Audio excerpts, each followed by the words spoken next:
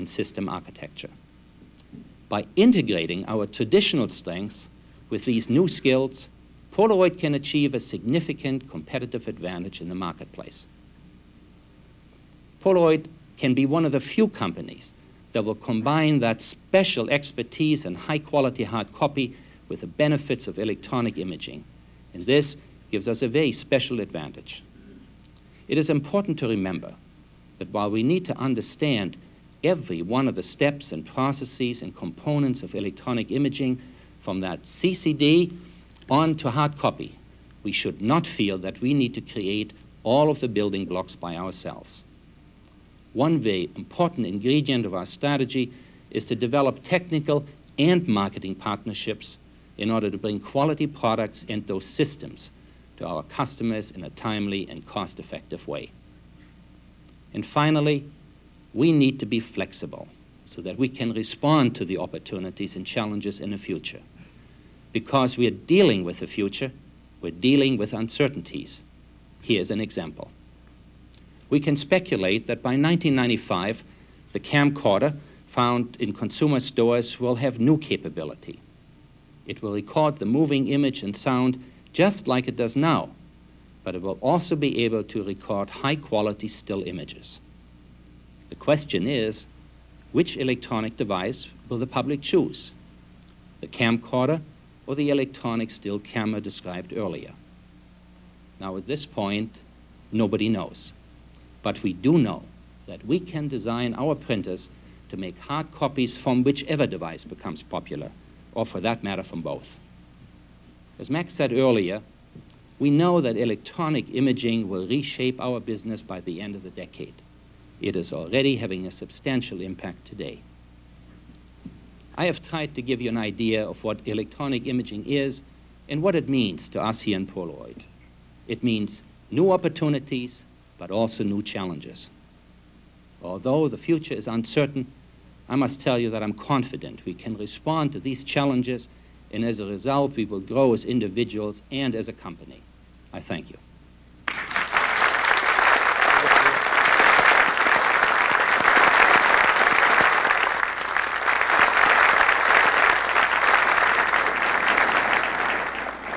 It seems some days that change is the only thing that is constant around here. Well, there is one thing that hasn't changed. Our charter hasn't changed. We are still committed to getting better than an average return on our investment for us and the other shareholders by selling our products and services and living within our values.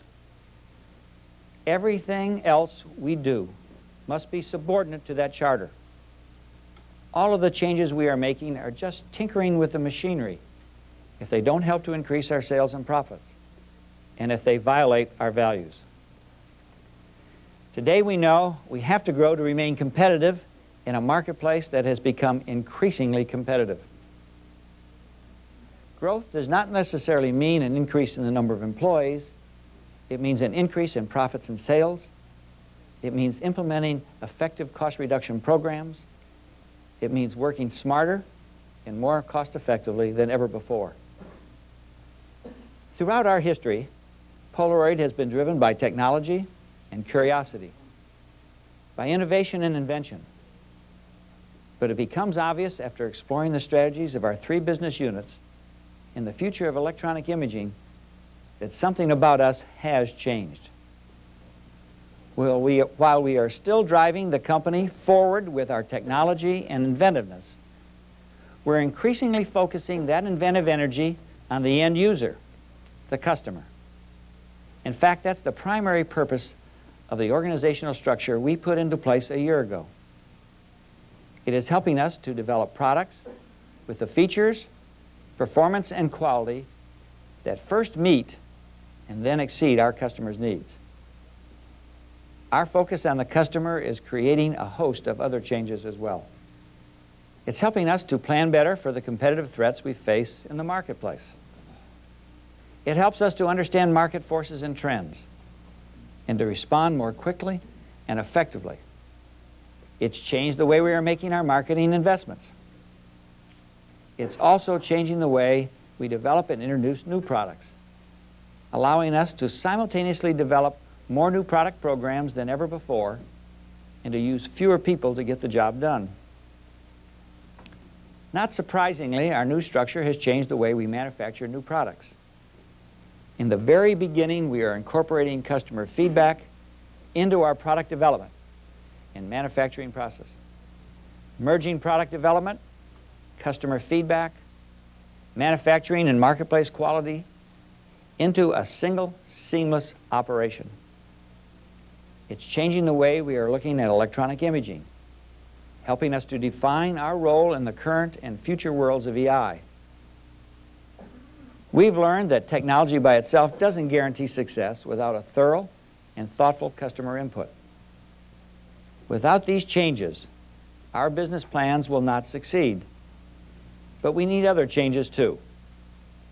We need to maintain an organization that ensures that these initiatives will be executed properly. An organization made up of highly skilled, highly motivated, creative, cross-functional teams committed to making truly excellent products that people want and need. That's why we've instituted a number of comprehensive initiatives designed to create an environment where we can more readily achieve this maximum level of product and service quality for our customers in the quickest time and at the most effective cost. Total quality ownership is the largest of these initiatives. It's a new initiative, a new process for thinking about how we perform our jobs, a new behavior. It will become one of the most important tools we have for achieving the objectives that Bruce, Carl, Bob, and Peter outlined just a few minutes ago. All of you will be hearing a great deal more about this in the months ahead. A number of us have already begun extensive training, and our goal is to have everyone in the United States attend at least 2 days of training before the end of this year, and everyone overseas by a year from now. I believe this will make a large difference in the way we perform our jobs and the way we grow. There are other tools, of course, tools that grow out of the values that are important to us. Tools like our new pay plan designed to reward us for the new skills that we have to develop. Tools like the race and gender initiatives going on throughout the company, helping us to make better use of the skills and talents of all our people, helping us to create an environment in which everyone is encouraged and enabled to achieve to the best of his or her ability. Tools like our commitment to the environment, where our efforts to develop products and packaging and processes are respectful of our fragile and limited natural resources. Every one of us must learn to use these tools. I want to emphasize as strongly as I can that when we talk about total quality ownership, when we talk about skills-based compensation plans, about race and gender sensitivity, about respecting the environment, we are not just mouthing platitudes. We undertake these initiatives because it is good business and because we have an obligation to do the right thing. As I see it, there is no contradiction between doing the right things and doing the things that will ensure our survival. They are one and the same. I hope it is clear from what you've heard today that we are in a good business with a good future, working with good people. But at the same time, we are in the most competitive race we have ever been in. We have a good strategy and a good plan to achieve that strategy. Our mission is to be the dominant company in the production of high-quality hard copy images. I hope it is also clear that nothing is guaranteed except perhaps the fact that competition will be fierce and that our future is in our own hands. There's a lot to do and there's a lot to learn. I don't know all the answers, nor do the other officers. There's a quote from Dr. Land posted in the Employees Committee office that offers advice as good as any I've ever heard. It says simply, "What we don't know, we teach each other." That's why we need everybody's best effort. That's why we need your best effort, working to your fullest, your best capability, taking initiative, feeling responsible in the job you have today and what other jobs you have in the future. That will be the strongest evidence to our customers and to ourselves that we take this business seriously, that we have a strategy that works, and that year by year we are determined to improve the value of our investment. Now to Harry for some questions.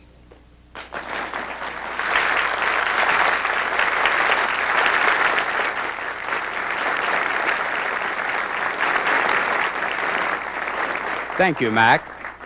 Now for our question and answer period. I'd like to suggest a couple of ground rules, if I may. First, please keep your questions focused on the topics we've discussed here today. So we can take as many questions as possible, we've asked the speakers to limit their answers to a couple of minutes each. We'll take your questions in rotation, starting with our studio audience and going through the sites. In fact, I'd like to caution the sites now to go to the phones. Please be ready when we get to you. Our first question is here in the studio audience from Tina. Tina, won't you join me? Won't you join me and tell me what your question is? Can you give us a status report on the new coating facility in New Bedford, and has it been delayed?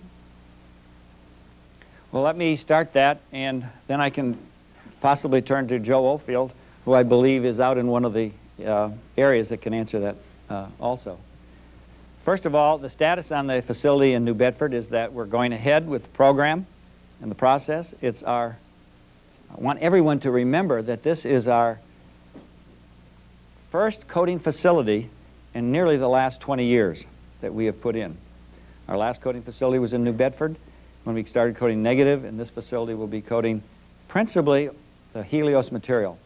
So the status is that it's going forward, that we don't feel today that it has to meet the original time schedule that we set for it, and so we have slowed it down a little, but it has not been delayed in any significant term, and we're going forward. Joe, do you want to add anything out there in the audience? Joe's right here. I'm sorry, Joe. Here you are. No, Mac, I think you covered it. We are on schedule. We have cleared the site, and we are in the final stages of obtaining our permits, and our design and equipment orders are all placed, and have great confidence we'll meet our schedules. Norwood is standing by with a question while the other sites are going to the phone. Are you ready, N1? Yes, good morning. This is N4. New technology and new business means new skills. How does Polaroid plan to integrate a training and education strategy into the business strategy? Well, I will answer that. One thing we didn't talk about today was one of the presentations that was made at that Board of Directors meeting last fall.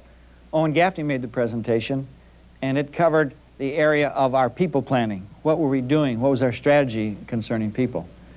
And in that, Owen presented a plan to the board which showed that our age of our group is getting older, and we looked at the whole demographics of our company. But what we didn't have is a good sense of what the skills bank was for our whole company. And what we said at that time was that we were going to develop information from all of our employees as to what was their skills abilities. In other words, what education have you had, where have you worked, what are your interests? And that program under John Carrington is being put in place. And all of you, and it's voluntary, but we ask all of you to think very seriously about participating in it, will be asked to fill out a form, and it will be sent in, and we will look at our whole skills base, look at what we think we're going to need in the future, what education we're going to need from you folks that are here, and possibly what needs we're going to have to hire from the outside. I'm very excited about the way we're doing this. It's not going to be something that's going to happen overnight, but I believe we're on the right track, and that John and Owen are really motivated to do this with a responsibility to report back to the board. We have a two-part question from someone at the Cambridge Marriott site. Can you ask both parts of the question, please? This is Owen Gaffney at the Cambridge Marriott site. My question is directed to Mac. How do you, Mac, field the station is working.